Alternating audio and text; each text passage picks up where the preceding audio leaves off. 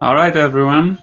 Hey, I'm Gregor. This is my little Twitch stream. I still have no idea what I'm doing, but I'm doing my best. I am the maintainer of the OctoGit JavaScript SDK for GitHub, which means I write all the tooling to use all of GitHub's platform APIs in the JavaScript, TypeScript ecosystem. So if you have any questions about that or ideas for a show where I could dive into a topic, please let me know. You can tweet to me at gr2m or just create an issue in the gr2m help desk repository. I'll be talking today about this repository that I started out. I use it to keep track of shows that I had in the past, shows that are upcoming, like the one right now, and also some ideas for future episodes. And right now, I maintain everything by hand. The first step to automation is to be aware of the process. So what I did is I kind of documented how I use this repository and a few steps that I'm doing for each show. And one part of it is I have to keep the upcoming and past shows section up to date, both here and in my profile. So when you go on my GitHub profile page,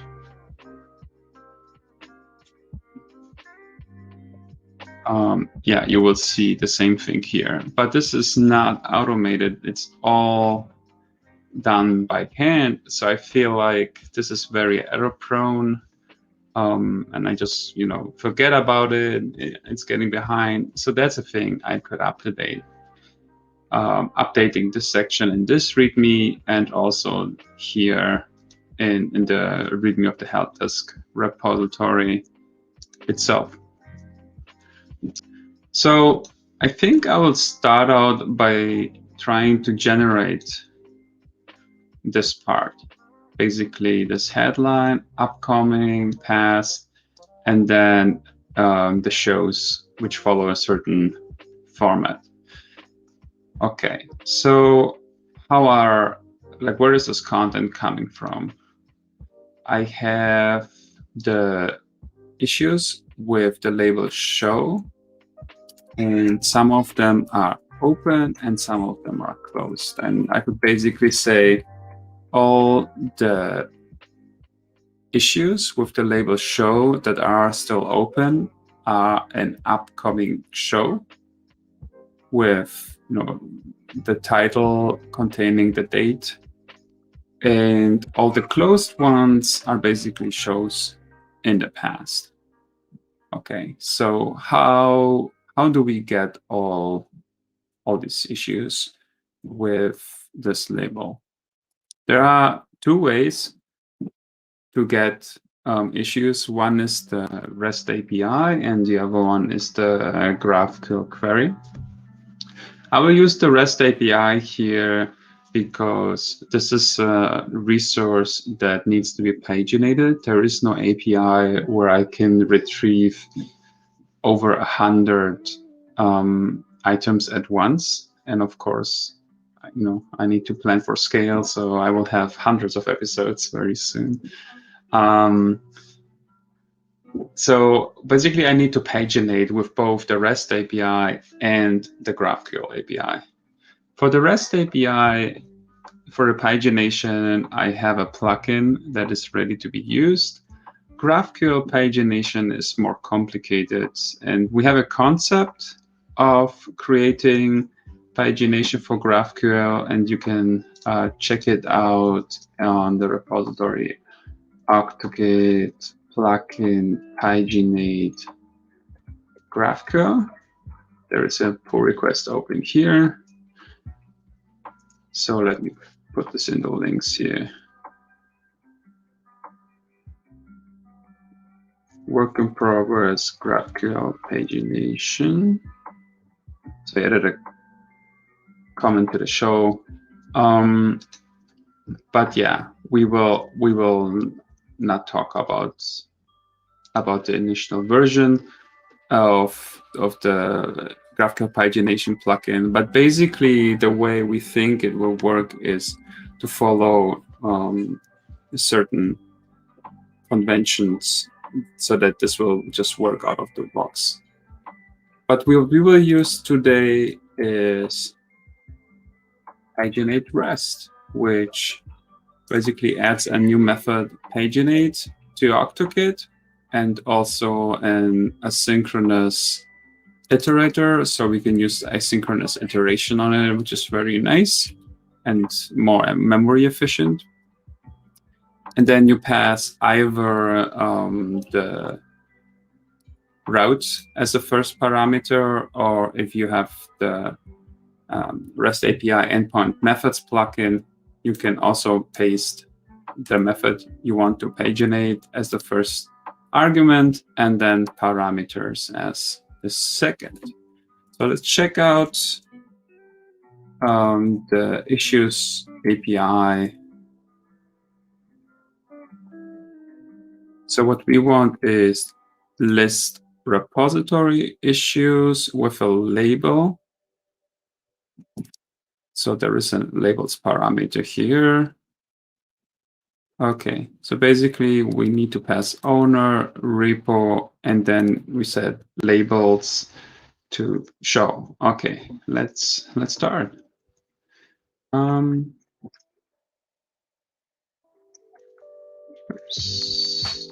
Let's go here. Let's make this big. Okay. I think I have a help desk. No, I do not. So first I clone my gr2m help desk repository.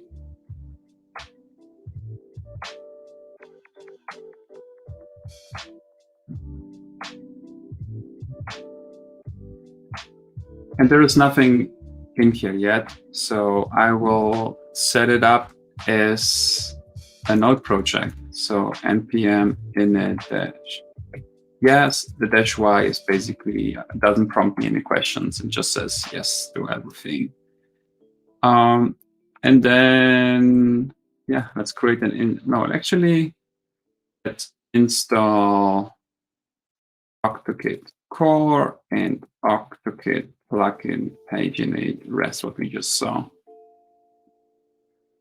I could also just install the OctoKit package. It has the pagination plugin built in, but I kind of want to use the underlying core package and the plugins that I actually need directly. Okay, so now let's open index.js. And one thing I want to do is, as you know, all Node.js versions that are currently out there are now supporting ES modules by default. So that's very cool. So I will do that. And then I don't need to define box and homepage because it's basically derived from the GitHub repository. And then I can also just set the repository to the URL, and npm will understand that this is the Git repository and also set the issues and homepage URL from it. So I don't want to publish this to npm. So just in case I accidentally run publish here or use semantic release later in some fashion, setting this to true will make sure that it will never be attempted to be published to npm. I don't have a test script right now, maybe later. Okay, so that's fine. We have an index.js file here, and I can now import OctoKit core. OctoKit as OctoKit core. Let's say just OctoKit. and then plug in paginate rest, so I can install the paginate rest plugin, and then I define my own octokit. So my octokit is octokit with the paginate rest plugin, and we can set some defaults like user agent and say gr2m helpdesk, and then just say version 1.00. Okay, next we want to get all the issues from my gr2m helpdesk repositories. Create a new instance of octokit, and we need to pass an authentication token. And I have one defined. Oops, what am I doing here? The GitHub token has a personal access token in my environment, so I didn't need to show any of my credentials in the stream. So now we are authenticated, and now let's load the issues. So let's say const data from the response, and then await octokit request, and then you see we have with TypeScript all these like 600 plus REST API endpoints defined here. So we want to list the issues and then set owner is gr2m and repo is helpdesk. And I think, yeah, labels is a comma separated list, and we want to do a show. Okay. Let's see what this will give us. Console log data. And now let's open the, what is the shortcut to open the terminal? I always want to find out, because usually I use an external terminal, but now with live streams, I guess it's better to use the built-in one. So let's make this all a little bigger here. Okay. Okay, let's just run the script and see what will happen. And yeah, it loads an array with all the issue information here. Oh, it looks like it only loaded one. So let's double check that.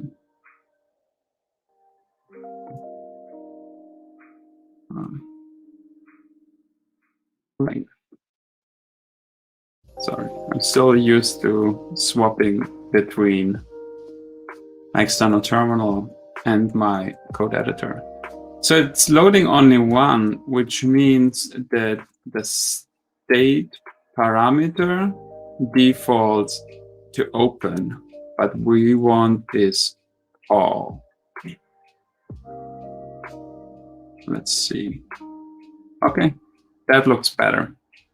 Now, as I said, we want to paginate. So just changing this to paginate will now return an array of issues. And we can pass the same parameters. Instead of returning the 30 issues that paginating endpoints do by default, it will now return them all at once. And if you want to send fewer requests, then we can also say per page, should actually suggest that, but per page 100. But that will increase the memory usage, because an array of 100 issues with all its properties can be quite a big response. So if you're like a memory constrained environment, like an like an IoT device, for example, you might not want to do that. And then also, as I said, we can use iterator here and then iterate through it, also to save memory. But for the purpose of the script, which is only for me, I don't care about this. So let's run this. So this works. Okay. Now let's say we want to get upcoming shows and past shows. So for our issue of issues, if issue state is open, then upcoming show push. So what do we need? Title, which could be the issue title, and we also want to get the date, and I think we want my guests separately. Okay. So let's take this one for example.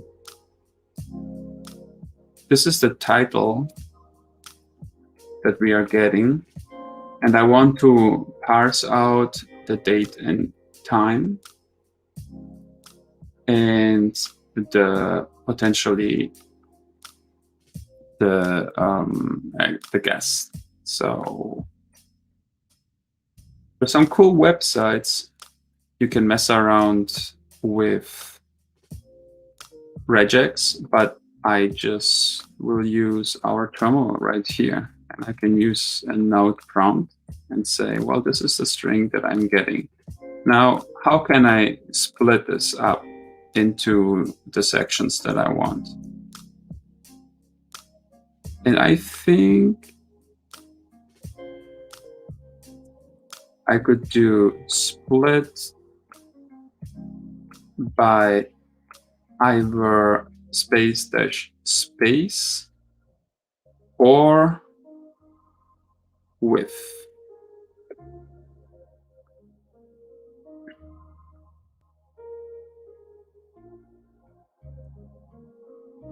Well, it's interesting that it also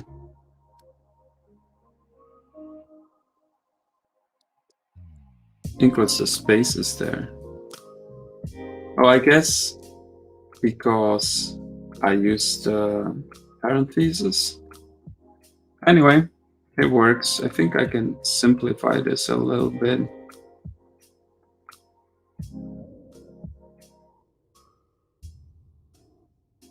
Okay.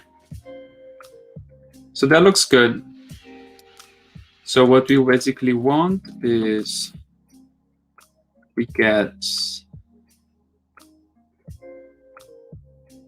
the date time, we get the title,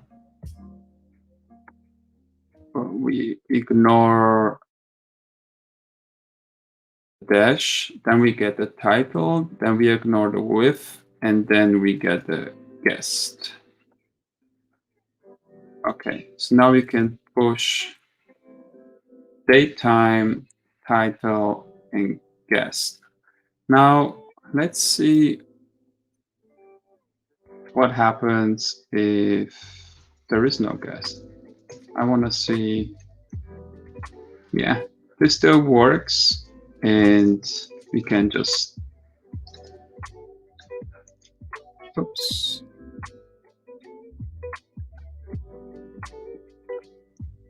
Okay, say issue, title, and split it up like this. And now let me see if this actually works the way I want it to work. So daytime looks good, title looks good, and guest is undefined. So that's exactly what we want. Okay. Oh, then we also need the link to the show. So let's say URL, and the URL is issue, oops, HTML URL. So that's upcoming for if the issue is open. Okay, and now basically we can assume that the state is closed because it can only have one of these states. So we can do the same thing, but instead put it to past shows. Okay, so I think we can simplify this now, because we're doing twice the same thing. So why don't we do this instead?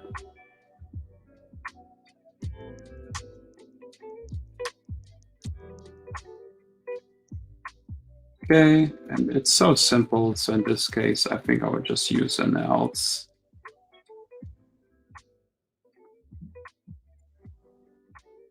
Okay, that looks good.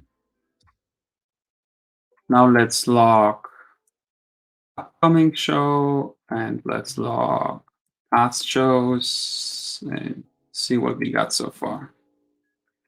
Oops. Open terminal? No. Bash. Console. Debug console. Is this there? No. Well, not quite. Okay. Node index.js. What? Where am I? Oh, I'm still in my node prompt. Okay, that is better.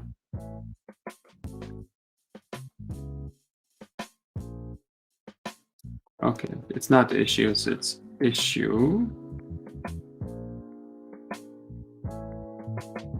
So that looks good. Upcoming show, it's the one I'm having right now with you.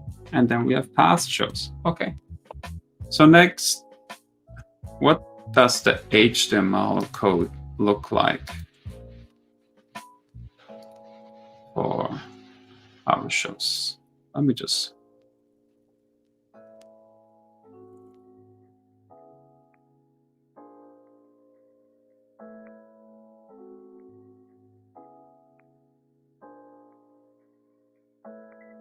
it is right here. I wonder, can I move this? Oh no, help. What am I doing?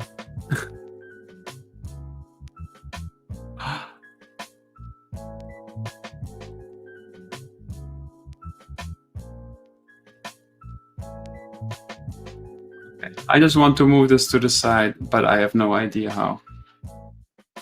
So for now, let's just put it down here. So we have the markdown code now. And basically what we want is the upcoming shows as a list and the past shows as a list as well. Okay. So let's leave the warning right there. It's complaining about the backtick here. So that works. Now let's say upcoming shows text or markdown is upcoming shows, and then join by, no, actually let's map them first to date, time, and show title, show URL, Oh, and then depending whether we have a guest or not, we have to do different things. Okay, let's change this up a little bit. We can just directly access the properties we want here. And then if we have a guest, return with. Oops.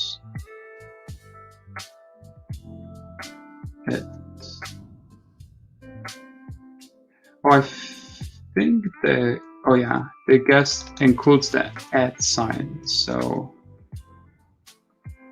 github.com guest substring 1. So we don't want to have the @ sign in the URL. Okay, and if we have no guest, then we just return this. And this is for the upcoming shows. So after we map, we join it with a new line. So this is the upcoming text. And now let's do, oh, we don't need the show here anymore. All right, let's do the same thing with past shows.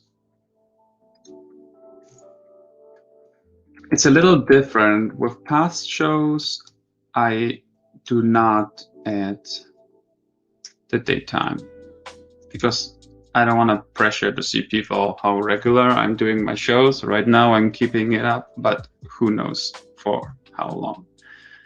Okay, so we don't need the date time, and we do past shows text. Okay. Let's run this code. Okay, I really want to see my terminal on the side. How am I doing this? VS Code show terminal on site. Sorry, folks, bear with me.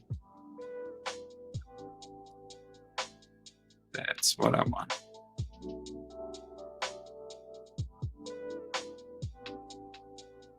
Panels toolbar.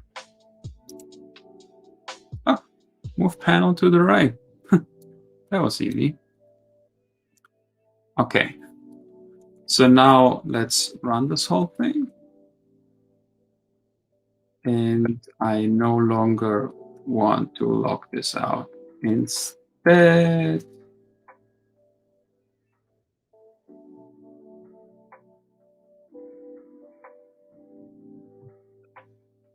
no, the markdown. I want to log down out the markdown.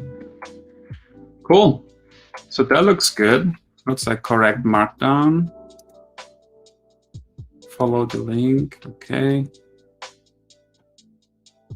So we have the correct links here. We have the correct links for the guests. We don't have a guest in this episode.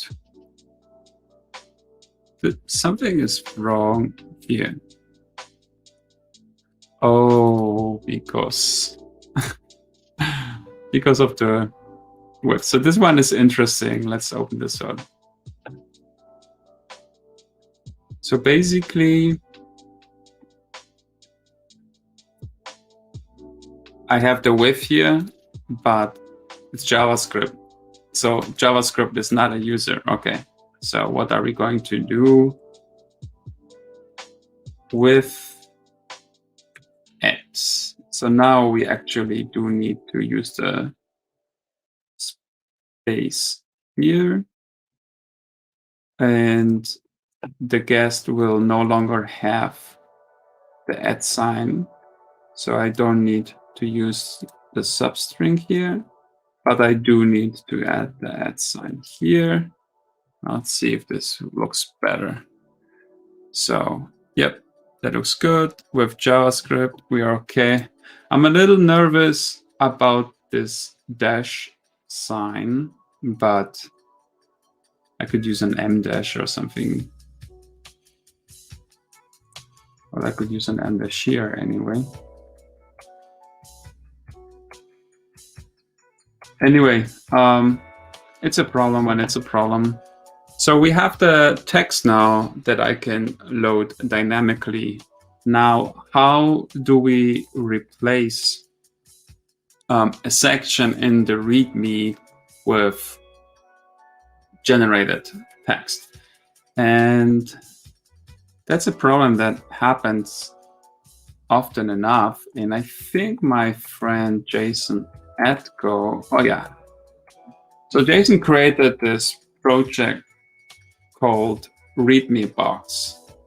And I never used it, but hey, it's a little helpful for replacing a section of the contents of a readme. So we will need to pass in a token.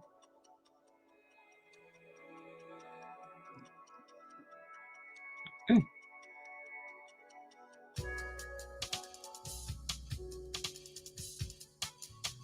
So this is what we want.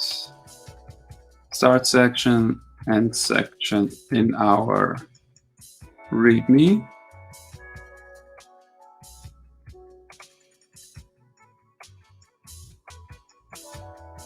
So let's call this helpdesk shows.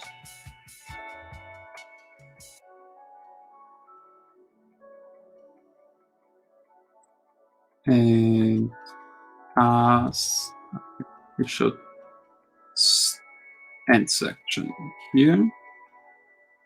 Okay, so we have that. Now we need to install readme box. So npm install readme box. I could have done this from my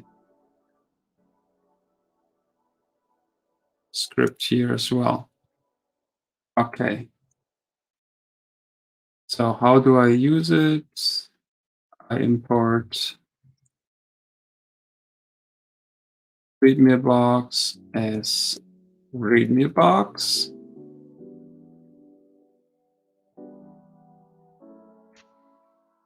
And then I say owner gr2m repo helpdesk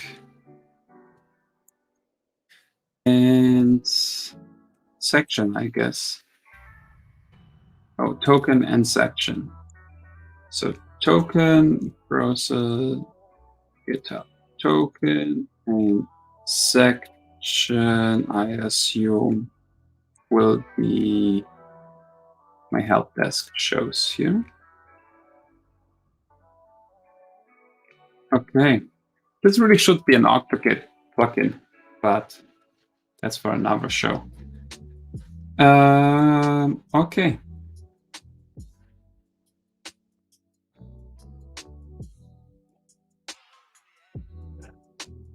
You can update a section of a README. Update section. Oh, okay. There is no instantiation at all. So instead, it's this.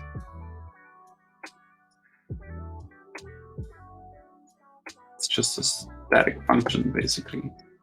Okay. Well, let's do it.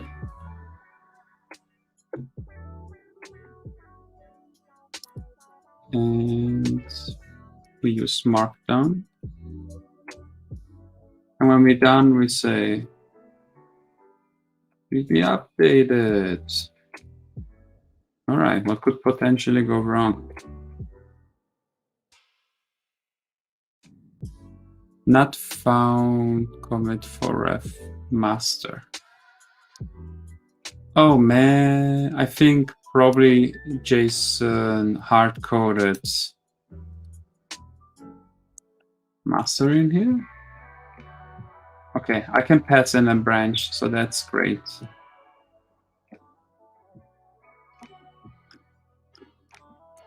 But we should document this. I can also pass in a message. Perfect. Well, let's do it. branch main and message. Nice. JavaScript intelligence. Thanks, Jason. Docs, readme, updates. Help this.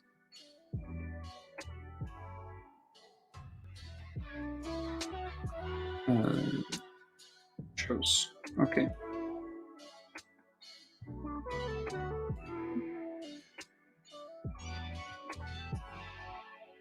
Well, that makes sense because I only have to change locally. So let me see.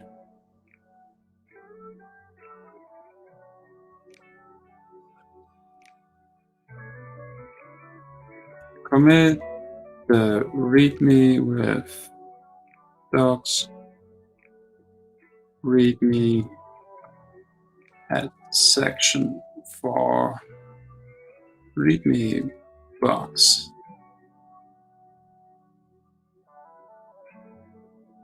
Let's say thanks to Jason at Go here. Okay.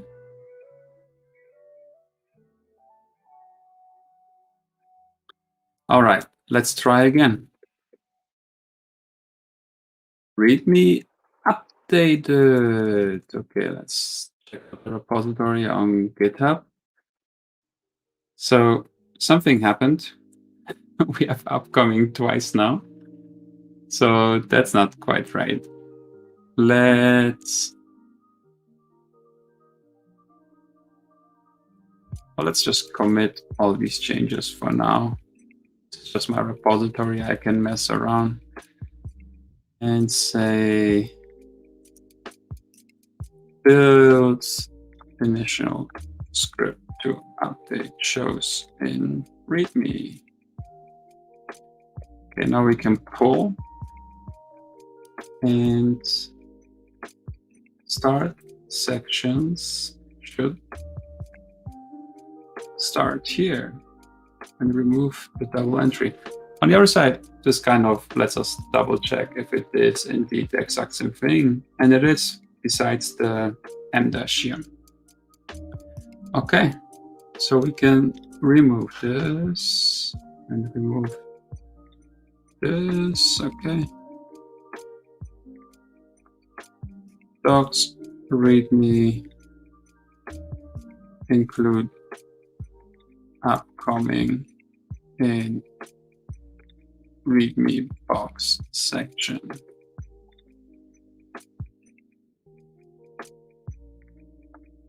Now let's run it again.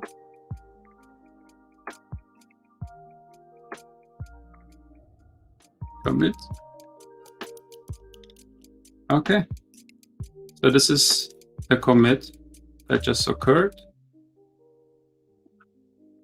Just change the formatting a little bit. Let's see what happens if I run it again. Will it just fail? Will it create an empty commit? I don't know.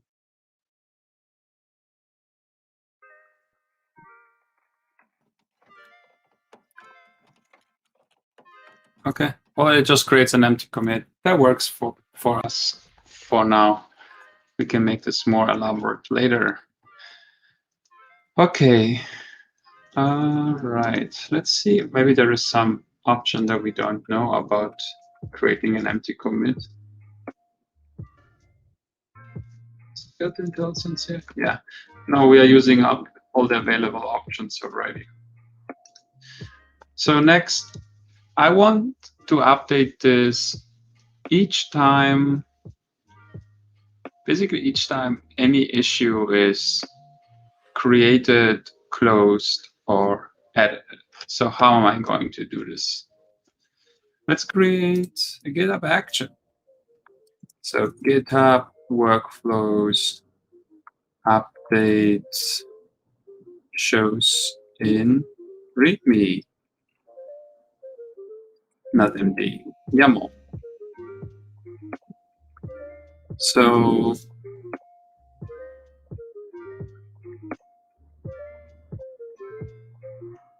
update shows in README, and then on issues types And then I don't get the IntelliSense here. I wonder if there's like a GitHub action extension.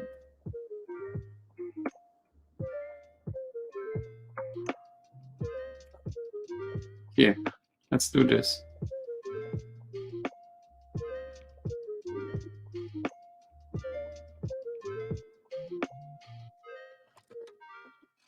That looks good.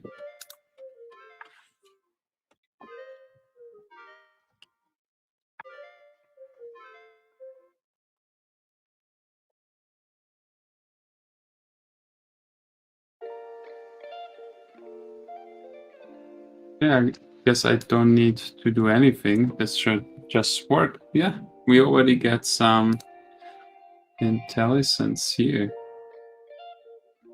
Missing property jobs. Okay. Okay, we will get there. Nice.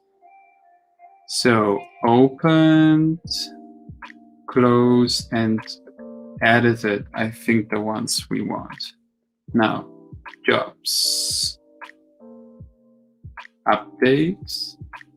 No. Updates.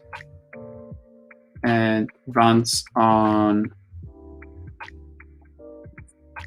We'll be fine on Ubuntu latest. And then steps, users, actions, checkout, v2, and set up node v2 with, I think it's called node version 40. Well, we will find out. Okay, and next we have to install our npm dependency. So npm CI, and then we run our index script, index.js. We have to set the GitHub token environment variable because this is what our script expects. Let's close this one. And the GitHub token secret is provided by GitHub Actions automatically, and it basically has full access to this repository. You cannot write to other repositories, but within this single repository, you can do whatever. So this should work for now. I also, just for testing, want to trigger it on workflow dispatch, which basically permits me to run this workflow on demand. Okay, so CI, it shows in the README on issues, changes. Okay, good enough. I have to pull first because the shows have been updated the last time I ran the script.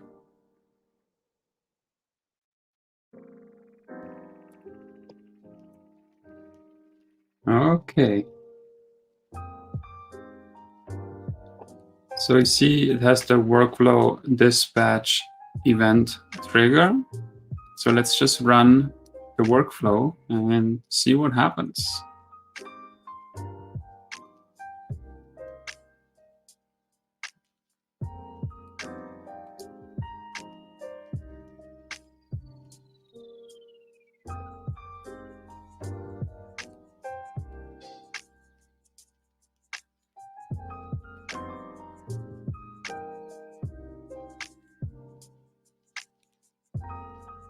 It seemed to have worked. README updated. Perfect. So now we should see another empty commit, but this time by GitHub Actions. Okay. All right. Let's bring this to the conclusion. Basically, let's just say still live, but closing the issue for testing my new automation, Sparkle. Okay. So I closed it. This should have triggered our action workflow here.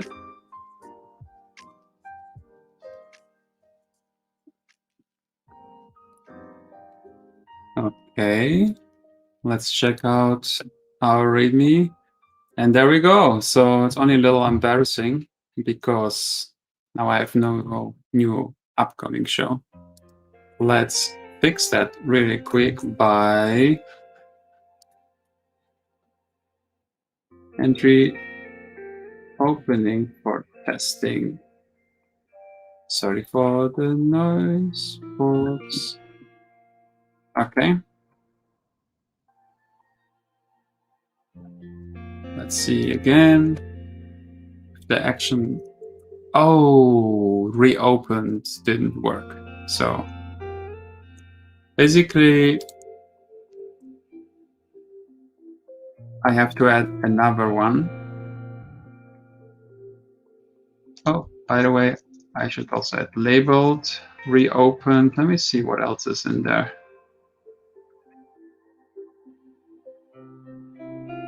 Unlabeled.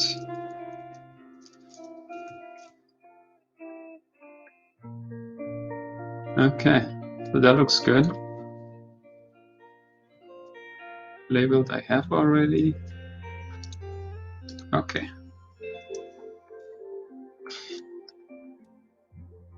So CI update shows in readme trigger when reopened and when labels changed. I have to pull first, I think. Yeah, and now I can push. Okay. So it wasn't triggered by the reopen action, but I can just trigger it manually.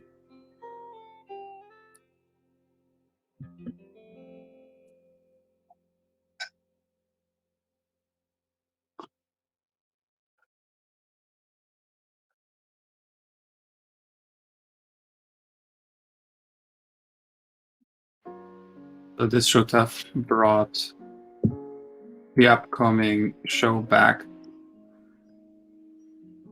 Perfect. Okay. Lastly, I want to do the same thing, but with my gr2m profile repository. So for that, I cannot use the GitHub token provided by GitHub Actions. Instead, I have to create a new token, which is gr2m gets personal access token. And now I will create it, but I will now show it to you once it's created. So basically, I need the public repo scope to update a file, and then token for helpdesk automation. Okay, generate token, copy the token. So now I have my token here. And instead of using GitHub token, I can use my token here. And now I need to run this twice. README updated in gr2m helpdesk. And here, update in gr2m gr2m. And also, I need to add the same sections here.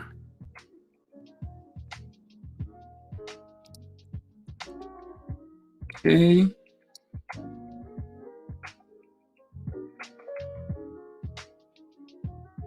So let's add them here and here.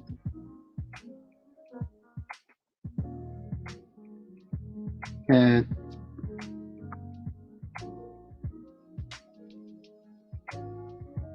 readme box sections.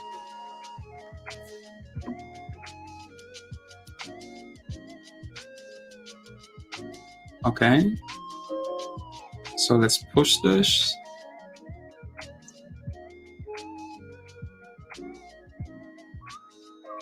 Also update sections in gr2m. Okay, oh, I have to pull first.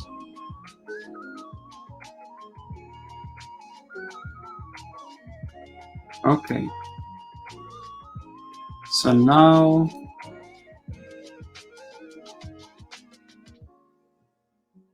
run this again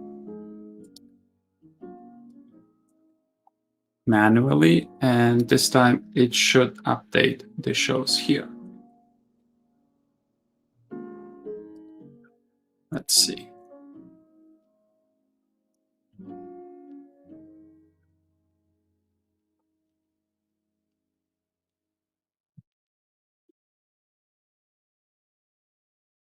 All right, no complaints. It worked because the titles changed, so I probably need to do something about this, but that concludes our show for today. Thank you so much. You can comment in the issue for today's show. Let me add it as a show comment here. If you have any more questions, and yeah, I will do plenty of these episodes all about automating my own help desk repository until the point where everything that can be automated will be automated. Have a great week.